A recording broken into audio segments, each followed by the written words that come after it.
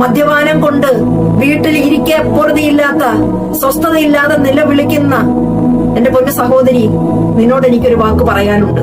എന്റെ അച്ഛൻ സാമ്പത്തികമൊക്കെ നല്ല ഉണ്ടായിരുന്ന ഒരു വീട്ടിൽ ജനിച്ചു വളർന്നതാണെങ്കിൽ പോലും അദ്ദേഹം ഒരു തികഞ്ഞ മദ്യപാനിയായിരുന്നു. നിങ്ങൾ മദ്യപാനം മാത്രമല്ല, ചീട്ടുകളിയും ഉണ്ടായിരുന്നു.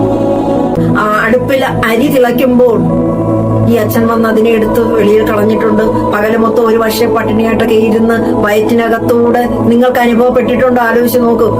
ഉള്ളിൽ നിന്നും ആ ദ്രാവകം, നമ്മളെ വസ്തുക്കൾ കഴിക്കുന്ന, ആഹാരം കഴിക്കുന്നതിനെ ദഹിപ്പിക്കാനെടുക്കുന്ന ദ്രാവകം വായിൽ നിറഞ്ഞിട്ട് വയറിനകത്തൊക്കെ അങ്ങനെ എരിഞ്ഞ് വിശപ്പ് എന്താണെന്ന് അങ്ങനെ അനുഭവിച്ചിരിക്കുന്ന ആ അരിയൊന്നും വെന്തെങ്കിൽ അങ്ങനെ ഇരിക്കുന്ന സമയത്തായിരിക്കും അച്ഛൻ കുടിച്ചിട്ട് ഇങ്ങോട്ട് വന്ന് ഇനി രാത്രിക്കുള്ള ഒരു നിരത്തുണ്ട്, ഏതാ ചീട്ട് നിരത്ത്.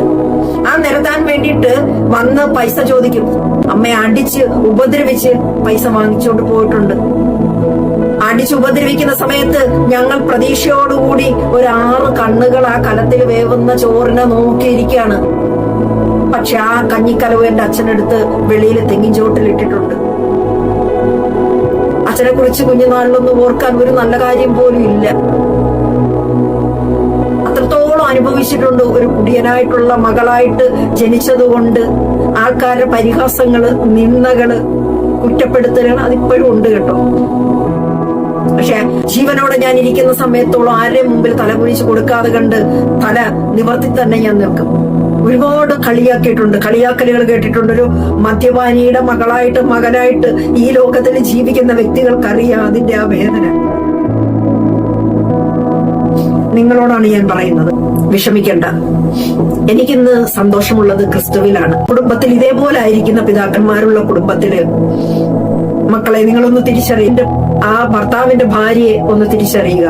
നിങ്ങൾ ക്രിസ്തുവിനെ ഒന്ന് അറിഞ്ഞോളുക. അങ്ങനെ മദ്യപാനം മൂലം തകർന്നടിഞ്ഞൊരു കുടുംബമാണ് എന്റെ കുടുംബം. മദ്യപാനത്താൽ എന്താ ചെയ്യുന്നതെന്നും എന്താ പ്രവർത്തിക്കുന്നതെന്നും ആരോടാണ്, എങ്ങനെയാണ്, എന്താണെന്നും ഒന്നും തിരിച്ചറിയാതെ വളരെ മോശാവസ്ഥയിൽ ജീവിച്ച ഒരു പിതാവിന്റെ മകളാണ്. അപ്പോ ഇന്ന് കേട്ടുകൊണ്ടിരിക്കുന്ന കുഞ്ഞുങ്ങളെ, നിങ്ങൾ വിഷമിക്കേണ്ട. നിങ്ങളുടെ പിതാവിന്റെ ആ ഒരു മദ്യപാനം, ആ വീട്ടിൽ വേവിക്കുന്ന ആഹാരത്തെ കഴിക്കാൻ സമ്മതിക്കാതെ കണ്ട് അദ്ദേഹത്തിന്റെ ആ പ്രവൃത്തിക്കൊരു മാറ്റം വരും, ഉറപ്പായിട്ടും വരും. ക്രിസ്തുവിനെ സാക്ഷിയാക്കി ഞാൻ പറയുകയാണ്, തീർച്ചയായിട്ടും നിങ്ങൾക്കൊരു മാറ്റം വരും.